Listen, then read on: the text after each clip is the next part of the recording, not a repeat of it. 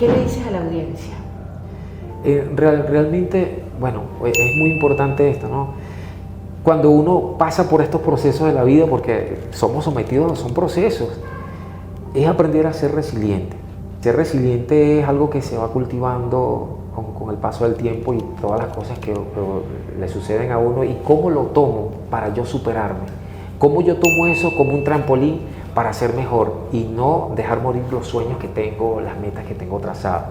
Ellos cuando se rompe algún jarrón, esas piezas, esos fragmentos agrietados los vuelven a unir y los cubren de oro y nuevamente los vuelven a vender. Y quizás hasta más caro.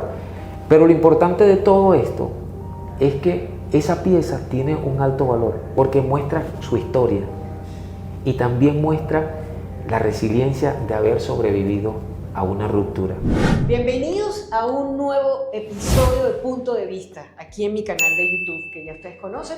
Y bueno, llegamos a ustedes gracias a Banca Amiga, porque juntos hacemos equipo. Además, recuerden que, cónchale, suscripción, campanita, like y comentario aquí en mi canal siempre son bienvenidos. Hoy quiero presentarles a Tomás Silveira. Silveira, lo dije bien, Tomás. Sí, señor. Correcto. Es un atleta venezolano cuya especialidad es la marcha olímpica, los 50 kilómetros, oriundo de Guasipati, Estado Bolívar, y antes de incursionar en esto, desde los 8 años, me estaba contando en la pausa, ya Tomás, bueno, era un apasionado de las pistas, del atletismo, y por ahí es por donde vamos a comenzar. Bienvenido, Tomás. Muchísimas gracias. Qué bueno que pudiste hacer el tiempo y que pudiste, bueno, nos pudiste aceptar la invitación. Bueno, yo complacido realmente de estar acá en sus espacios y bueno, por la invitación, agradecido por ello.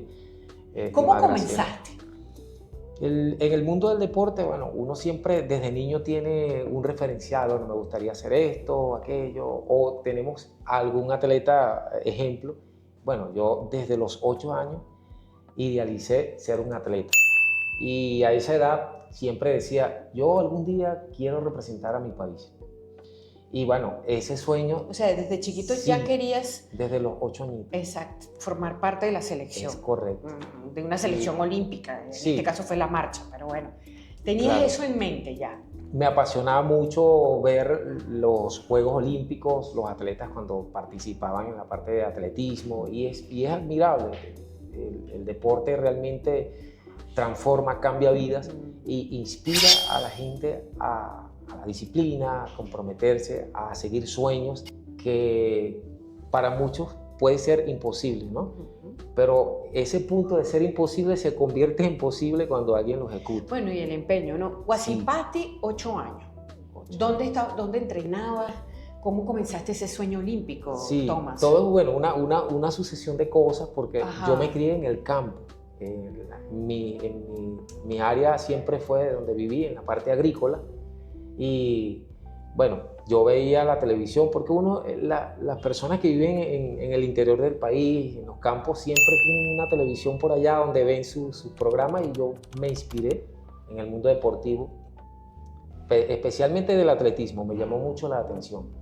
Y pues desde pequeño me ponía a correr detrás de las vacas, detrás de los caballos. Ay, no lo hacía. O sea, sí, casi como un keniata detrás de los leones, así, como dicen. Algo así, correcto. Ok. Y eso me fue despertando mucha pasión por el deporte, la disciplina como tal, ¿no? Y tenerle amor al uno levantarse todos los días. Bueno, trabajo con los animales y luego corría detrás de ellos para alcanzarlos. Y eso me motivó. Yo dije, bueno, a esa edad de los 8 años nació ese sueño y siempre me recordé de unas frases que la escuchaba mucho de grandes personas, motivadores, que decían que los sueños se hacen realidad solo cuando se trabaja por ellos. Entonces me quedé con eso, esas frases, y desde niño las fui trabajando por ello en mí, porque bueno, es bien cuando alguien cree en nosotros, pero lo importante de todo esto es que nosotros sepamos creer realmente en nosotros. ¿Sí? Creer en uno mismo. En uno mismo, es correcto. Tener esa firme fe en uno, en Dios, en todo lo que hacemos, ¿no? Y la seguridad de que sí se va a lograr. Porque a veces, bueno, viene la duda y todo esto, o la incertidumbre en muchos, y abandonan. yo decía, bueno, contra viento y contra marea voy a ser un atleta de nuestro país, de Venezuela. Se lo dije a mi madre. Las madres siempre creen en los hijos, ¿no? Creen en esos sueños. Y ella me dijo, sí, tú vas a ser un atleta que va a representar a Venezuela y tú vas a viajar por muchos países. A la edad de los 12 años ella me lo dijo. Ya había pasado un interín de tiempo y bueno, incursioné en otros deportes, comenzando con el boxeo, porque fui boxeador desde los 12 años hasta los 20. Eso es fuerte, ¿eh? Sí, y bueno, y duré un tiempo. Eso me enseñó lo que es la parte de la disciplina. El boxeo es un deporte muy disciplinado, bueno, todos los deportes, ¿no? Sí, pero es Sin duro. embargo, algo muy particular del boxeo que, bueno, hace que los atletas llenen toda esa, digamos, la energía concentrada en lo que se quiere hacer. Y eso me enseñó. Luego de eso hice mi retiro porque, bueno, en el momento no tenía el apoyo. ¿Cuántos como años? tal. Porque Tomás tiene 34 años en este momento, ¿no? Tomás tiene 34, Sí. pero dejaste el boxeo, bueno, para ver qué, me imagino, Sí. para ver qué otro deporte abrazabas, ¿no? Sí. ¿Y cuántos años tenías allí, Tomás? 20 años cuando me retiré. Ok. ¿Sí? Bueno, Duré allí, qué bueno que duré lo hiciste a 8 tiempo, años, porque el boxeo es rudo, es rudo. 8 años en el boxeo. Ajá. Y logré hacer en el boxeo amateur 64 peleas. El boxeo amateur es... ¿Y qué el peso amateur, eras, mosca? Comencé desde peso mosca Ajá. hasta el peso welter, junior. Ajá. Y bueno, en todas esas categorías donde más combates hice fue en el peso, el 54, que es peso gallo, ese es el más cotizado del boxeo. Y bueno, sí perdí 8 veces, Ajá. pero en ese tiempo, en el lapso de los 8 años fueron. Realmente, bueno, el boxeo amateur es una disciplina que realmente los boxeadores pelean al mes 2 veces, 3 veces. O sea, no es como el profesional que es un poco más limitado, ¿no? Pero bueno, ahí pasé ese tiempo. Me retiro fue por falta de apoyo y todo esto. Y en ese momento mi pasión, mi deseo siempre fue alimentar el deseo de representar al país. Y bueno, si el plan A no funcionó, el plan B sí va a funcionar. Eso fue retirándome un viernes y un lunes ya estaba haciendo atletismo, en las pruebas de atletismo, en Upata, Estado Bolívar. Allí fue donde comencé. Un entrenador vio mis condiciones y vio las condiciones y realmente, bueno, me dijo, vamos a comenzar con el atletismo. Me realizó pruebas y realmente, bueno, esos filtros los fui pasando. Más me enamoré del atletismo porque desde niño siempre veía en la televisión las transmisiones de los Juegos Olímpicos de atletismo. ¿Y a quién llegaste a ver en esa época de los atletas que te enamoraron? Porque vamos a estar claros, tú tenías tu pasión del atletismo Sí. y de alguna manera empezaste a ver en televisión a unos Sí, es atletas que correcto. te inspiraron. Sí, es correcto. Ajá. ¿Quiénes de Siempre ellos? los de la velocidad, que Ajá. fue Tyson Gay, Asafa Ajá. Powell, ellos siempre fueron mis dos referenciales porque eran los reyes de la velocidad en pista, 200 metros, 100 metros. Claro. Y me llamó mucho la atención. Incluso cuando comienzo en el atletismo, incursioné en la prueba de velocidad. ¿Sí? Me hicieron pruebas en 100 metros y en 200 metros. Sin embargo, creo que en el deporte siempre es así, lo hacen, van midiendo a los atletas según a sus capacidades que se puedan adaptar a la prueba correspondiente. Claro. Y bueno, efectivamente no pasé la prueba de velocidad, pero no obstante, el entrenador me dijo, vamos a realizar pruebas en diferentes pruebas, Claro, en te diferentes chequeó en disciplinas. otras disciplinas del Sí, atletismo. es correcto. Y bueno, indudablemente corrí los 400 metros, 800, 1500 metros, 3000 con obstáculos.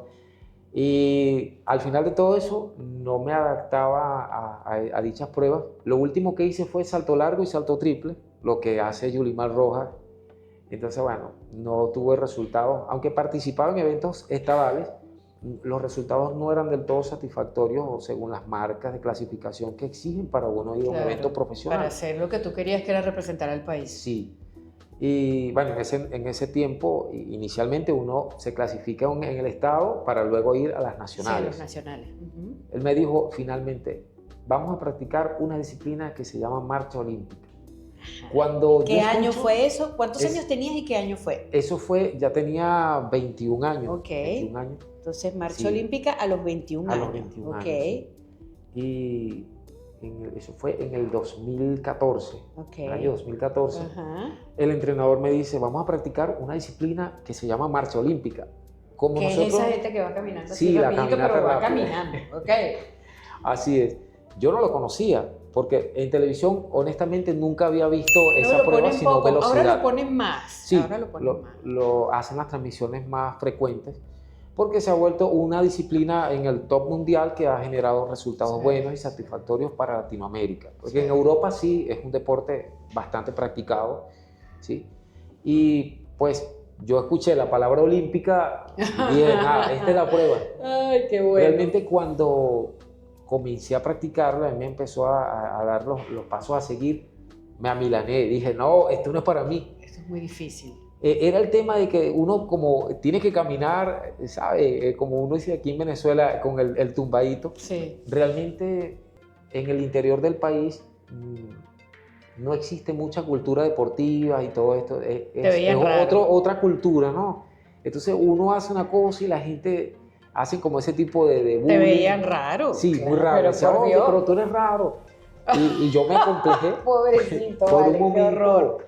llegué a complejarme, dije, pero que no puede ser, si es un deporte olímpico. Y fueron 6 meses que duré en ese proceso de tiempo para adaptarme y todo ello. El entrenador siempre me dijo, tranquilo, ¿quién es el que va a competir? Dije, yo, bueno, ellos no van a competir. Lo importante Sí. es un buen entrenador, Sí, ¿verdad, Tomás? siempre es necesario. Tú tuviste esa suerte. ¿Cómo Lo se tuve. llama ese entrenador? Juan Carlos Gómez. Juan Carlos ¿Todavía está Gómez en de tu Upata. vida él? Sí, sí. Todavía. Él, bueno, somos amigos y ya yo no estoy allá en... Claro, pero pero, como tal queda esa amistad, ¿no? El pero lazo te de lo amistad. remarco porque en la vida de un atleta el entrenador es definitivamente Sí. alguien muy especial, es un padre Es correcto, prácticamente. es correcto. Esa es la palabra. Así, es como ¿verdad? un padre porque guía a uno. Te guió. Tanto en la planificación como a nivel psicológico. El Claro. entrenador, bueno, hasta médico también. Todo. Ok, Sí. y entonces comienzas eso y cuando, y entiendo que En el debut. hasta te preparaste para Tokio. Es decir, Sí. háblame de ese tránsito allí, Claro. de cómo, de que Es te hacían el correcto. bullying, no le paraste. No, yo y, seguí. Y seguiste. Seguí, bueno, Y comencé a llegaste a participar. lo que Sí, tú querías. correcto. Yo en mi primera competencia la gané. De ahí fueron 76 competencias estadales que gané. Y decidí proyectarme a nivel profesional. Le dije al entrenador, voy por el sueño que quiero lograr y es representar al país. En ese momento yo estaba de puesto 28 en el ranking nacional y me dijo, es un poco fuerte, pero para ver el horizonte tienes que comenzar desde abajo hasta que llegues Así arriba. es. Le dije, lo vamos a lograr, porque realmente uno tiene que estar convencido de ello, ¿sí? De lo que está haciendo y creer de que sí se va a poder hacer. Ujú. Bueno, me proyecté en mi primera competencia, quedé en el 6º puesto del ranking nacional, fue en Barinas, ese mismo año del 2014, a finales. Bueno, la siguiente competencia fue en el 2015, en febrero, se hizo acá en Distrito Capital, Caracas. Bueno, realmente era clasificatorio para ir a México, a un campeonato, un challenge de 35 kilómetros que se iba a hacer en México. Y allí afortunadamente agarré el tercer lugar, medalla de bronce. Para mí fue realmente algo emocionante. Ya estabas decir, camino a lo mi que tú segunda querías. competencia. Tal cual. Y es realmente cuando uno tiene la pasión, el deseo y el enfoque en lo que quiere lograr, uno dice, bueno, se va a lograr porque sí.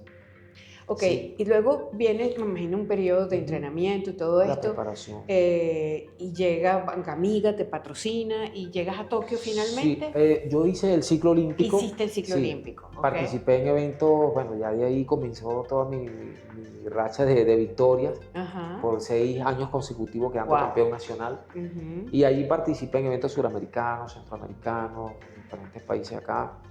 En México participé en varias competencias, en eventos panamericanos, lo que comprende el ciclo para ir a O Olímpicos. sea, panamericanos, centroamericanos, Centroamericanos, sudamericanos, ¿no? sudamericanos Sudamericanos y Bolivarianos. bolivarianos. ¿Y después qué viene? Los panamericanos, que es el salto para los Juegos Olímpicos. Para los Juegos sí. Olímpicos. Sin embargo, Ese es bueno, lo que tuve se denomina el ciclo olímpico. el ciclo olímpico, sí es correcto, en todos esos eventos. Sin embargo, bueno, en eventos donde uno puede hacer las marcas de clasificación, bueno, Claro. Aprovecha, pues, aprovecha claro, y hace lo su haces. puntaje. Ok. Tuve la oportunidad de participar en dos eventos de campeonatos mundiales en Europa. Qué bien, Tomás. Entonces, bueno, la marcha olímpica, en ese momento cuando yo fui a mi primer mundial, al primer campeonato mundial, lloré mucho porque dije, lo que yo soñé cuando tenía 8 años realmente está siendo realidad, pero hubo un lapso de tiempo, un periodo de tiempo de preparación, disciplina, y en todo ese proceso hay tantas cosas que uno vive como atleta y uno dice, bueno, al final valió el esfuerzo, valió el enfoque, el resultado y quizás las adversidades que uno tiene que enfrentar porque eso es necesario. Para uno poder, dijera un dicho, ningún marinero se convierte en experto en aguas mansas. Tiene que ir, bueno, donde hay adversidades y todo esto, tormentas, y así pasa en la vida. Realmente fue lo que me potenció ese trampolín para yo saltar digamos, a la excelencia de esta disciplina, de la marcha olímpica, y me enseñó muchísimo. Lo importante, Sí. fíjate, es lo que tú estás diciendo, y voy a hacer publicidad ahorita, es que cuentes todo el camino que tomó llegar a tu sueño de los 8 años. Porque por lo general, en estos tiempos de rapidez y de redes sociales y de viralidad, se piensa que todo es muy rápido. Sí. Tú pegas una cosa y ya. Resulta que vean el trabajo que tuvo que hacer Tomás para poder llegar a lo que él soñó a los 8 años. Voy a hacer publicidad, seguimos conversando con Tomás Silveira, atleta venezolano, especialista en marcha olímpica, y en la próxima parte les vamos a contar una parte difícil de su vida, pero que también logró sobrepasar. Así que bueno, les hablamos de Banca Amiga, de las recargas y los pagos de servicio de Banca Amiga. ¿Estás cansado de quedarte sin saldo, sin poder pagar tus servicios? Con Banca Amiga eso se acabó. Recarga tu línea y paga tus servicios de forma rápida y sencilla a través de Banca Amiga en línea o en cualquiera de los puntos de venta de Banca Amiga. Mira, en segundos vas a estar conectado de nuevo. Así que no esperes más, hazlo fácil y rápido con Banca Amiga y recuerda, en Banca Amiga juntos hacemos equipo. Comenzamos con Tomás Silveira, atleta venezolano. Tomás se enamoró de la marcha olímpica, participó, ganó y bueno, fuiste patrocinado además por Banca Amiga. Sí. Y bueno, cuéntanos esa parte. Bueno, realmente en el año 2018, Ajá. cuando ya bueno, estaba en ese proceso de preparación para el ciclo olímpico, porque para Tokio. Para Tokio 2020, 2020. Sí, que pandemia. Después, sí, pandemia, que después lo cambiaron para el 2021. Correcto. Hice mi ciclo, bueno, firmé contrato, Banca Amiga, ellos me trajeron de Upata a la capital, vieron mi potencial y bueno, no dudaron en brindarme el apoyo como tal. Y desde ese momento, desde el 2018, comenzó mis viajes afuera, a nivel internacional, prepararme también, porque es muy importante lo crucial de llevar a cabo una preparación bien como debe ser. Internacional, con otros atletas de otros países que estén con quien te puedas medir. Sí, efectivamente. Ese roce competitivo con atletas de nivel es necesario, muy necesario, porque quizás yo pueda ser el mejor de mi país, pero realmente para ser mucho más fuerte y eficiente en lo que estoy haciendo, debo competir con otros de un nivel quizás mayor o igual, pero que ya estén en el top ya. Ahora fíjate, de rendimiento. Toma, quiero que me hables, ¿tú lograste llegar a los Olímpicos a Tokio? ¿Por qué? Me faltaron 8 puntos en unos Panamericanos. Realmente, bueno, hice todo el ciclo, participar en los eventos de carácter mundial. Y la última competencia, que fue un Panamericano de marcha, a distancia de los 50 kilómetros, porque esa fue la prueba mía al fuerte. 50 kilómetros se dice fácil, ¿no?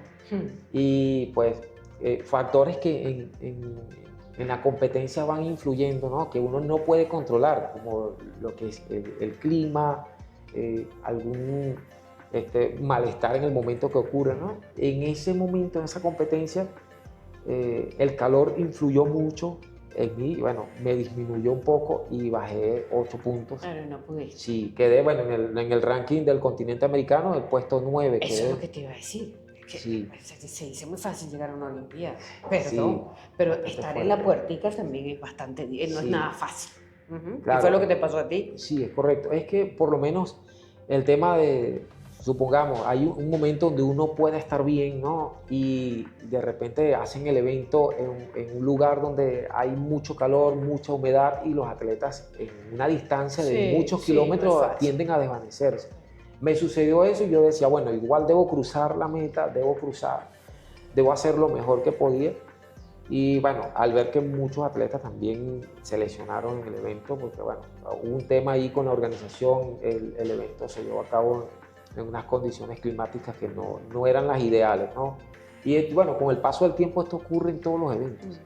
Pero bueno, realmente me faltó ese puntaje para yo poder clasificar. Ok, pero el momento de la lesión, ¿cuándo ocurre? Esa lesión que hace que en este momento estés metido como si estés haciendo activamente ciclismo. ¿En qué momento ocurre? Claro, Tomás? evidentemente yo después de esa competencia participé ya, es decir, bueno, uno queda como con ese sueño frustrado. No clasifiqué a las Olimpiadas, estuve en mundiales y Claro, todo, ¿no? eso anímicamente Sí. tiene que ser muy terrible. Y bueno, que no había comentado, yo padecía de una patología de hallux valgus, lo que comúnmente uno conoce aquí en Venezuela como juanete, en los pies, esa deformación, y eso me fue generando molestia y dolor en los pies, en ambos. Entonces, bueno, después de ese ciclo, a los siguientes meses me preparé para ir a un suramericano, clasifiqué para ir a un mundial en Omán, hacia los Emiratos Árabes, y ahí no asistí, porque bueno, por condiciones en ese momento, y lo voy a decir acá honestamente, estaban pidiendo las vacunas. Yo personalmente decidí no hacerlo, como muchos atletas a nivel olímpico, no lo hice, bueno, ese era un requisito principal y bueno, no fui. Bueno, participé Creo que Djokovic en otro evento. tampoco se la puso. No, gracias a Dios, sí, Djokovic, O sea, de hecho, él y otros muchos Djokovic atletas no se la puso. de carácter mundial Ajá. no lo hicieron, bueno, hasta que se estabilizó la cuestión, ¿no? Entonces, ya sentía mucha molestia y fue en el año 2022 que decido someterme a un tratamiento y evidentemente dio para la cirugía, una cirugía de los pies. Bueno, es un recorte de huesos que hacen allí. Los médicos, ellos me dijeron, vas a estar ausente durante un tiempo, debes entender que tienes que retirarte del deporte por ahora. De la marcha. Sí, de la marcha olímpica.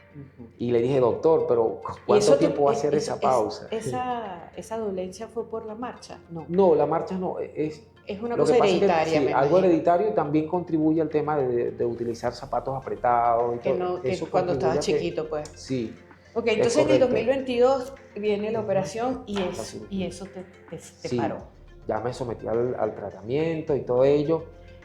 A finales de 2022, la cirugía, duré 1 año y 5 meses en reposo. Aproximadamente 3 meses sin caminar, reposo absoluto. Primero 3 meses sin caminar nada, porque lógicamente ese tipo de cirugía, lo que me han explicado los especialistas médicos. ¿Y te hicieron los dos al mismo tiempo? Al mismo tiempo, ellos me decían primero uno y después el otro. Yo le dije, voy a aprovechar los dos. Imagínate. Creo que también es un acto de valentía, me decían ellos. De lo que era, porque no te imaginabas que te ibas a estar sin caminar 3 meses. 3 meses. Ok, ahora, ¿de qué aprendiste de eso? Que estás ahorita, eres un duro en el ciclismo, y acabas de hacer el Collado del Cóndor con el equipo de Bancamiga, con Alberto Camardial y compañía. Correcto. Ganaste para ir a Colombia a la prueba con Egan Bernal. En noviembre, también vas a estar. Sí. Háblame de esa parte, ¿cómo lograste transformar? O sea, ok, no puedo hacer mi marcha olímpica, pero me monto en una bicicleta y le echo pichón. La resiliencia, ¿cómo hiciste? Sí. Háblame de eso. Ese es uno de los puntos importantes, porque realmente uno en ese momento de frustración, porque uno tiende a frustrarse, ¿no? La presión uno dice, bueno, ¿y ahora qué va a pasar? Después de la cirugía, en ese tiempo decía, bueno, algo debo hacer, o debo nadar o debo hacer ciclismo. Y el doctor me dijo, yo te recomiendo que hagas ciclismo. Bien, le dije, bueno, perfecto. Me dijo, porque si vas a nadar, los pies tienen que estar en movimiento continuamente. No, y yo que soy nadadora te digo que sí, que te puede dar un calambre en un dedo facilito. Sí. Entonces me dijo, preferiblemente ciclismo, que bueno, tiene sus trabas de enganche. Exactamente, y tus pies están protegidos, vamos a llamarlo así. Algo estático. Y dije, bueno, bien, lo voy a hacer. En noviembre de 2024, ¿sí? Yo comencé en una bicicleta sencilla, una bicicleta montañera, y dije, este es mi inicio. Sentía dolor, sí sentía dolor, pero mis ganas de querer incursionar nuevamente en el deporte, recuperarme, eran más grandes que el dolor, y aún siguen siendo así, ¿sí? Y uno dice, si el plan A no funciona, el plan B va a funcionar, el plan C, total, el abecedario tiene muchas Exacto, hasta más, la Z. hasta la Z. Entonces, fuiste al Collado del Cóndor. Fui al ¿Qué Collado tal te del Cóndor. fue en esa, cuál de las travesías hiciste? Hice la distancia más larga, la de 125 kilómetros. Imagínate tú. Sí, bueno, que es realmente algo totalmente impresionante porque desde la altitud de Eso 400 es en Mérida, metros eso es en Mérida, hasta ajá. llegar a 4000 Hasta metros sobre el nivel del mar. Eso es bravo, mucho hermano. lo que Eso es se bravo. vive allí. Y realmente, bueno, el ciclismo me ha enseñado a ser disciplinado, apasionado, igual que la marcha, ¿no?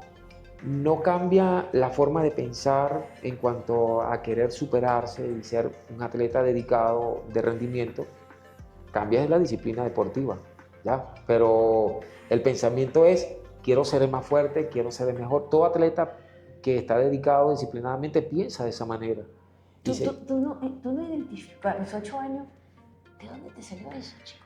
Siempre, bueno, cuando veía desde en la televisión... Claro, pero porque es una determinación. Sí, ¿no? es una determinación.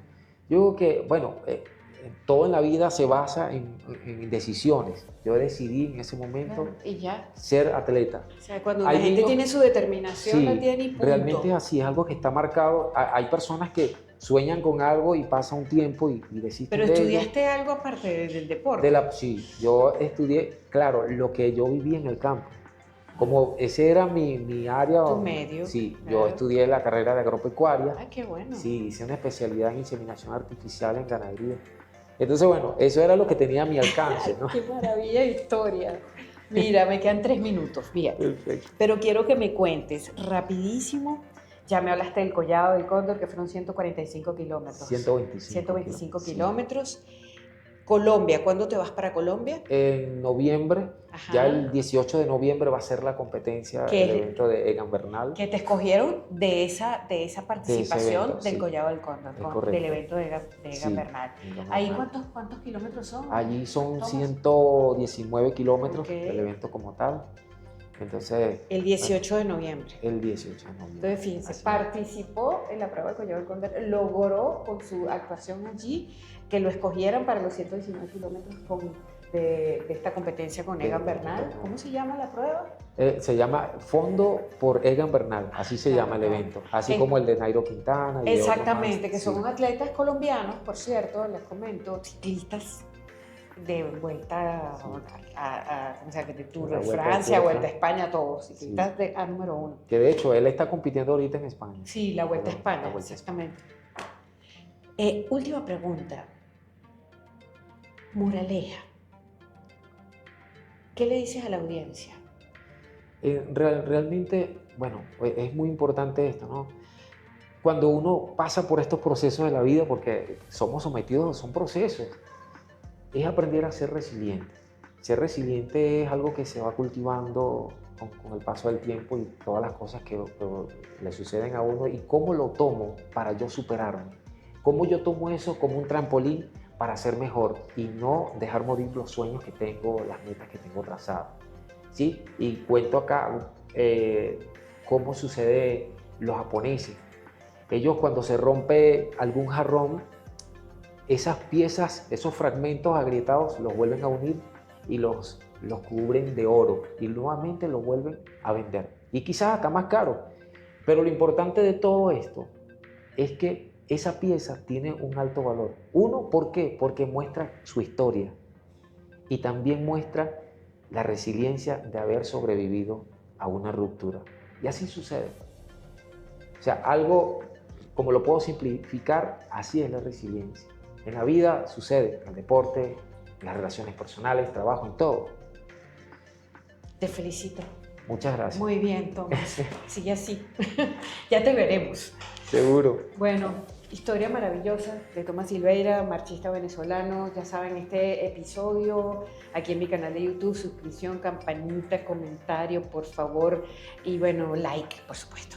Así que Punto de Vista se despide hasta la próxima con esta servidora Graciela Beltrán Carías y gracias a Mili, a Banca Amiga, porque juntos hacemos equipo. Hasta la próxima, chao. Y este programa llega a ustedes gracias a Banca Amiga. Juntos hacemos equipo. ¿Ya viste nuestro nuevo episodio del podcast? No te lo pierdas. Todos los días entre 12 y 1 nos conectamos. Te espero.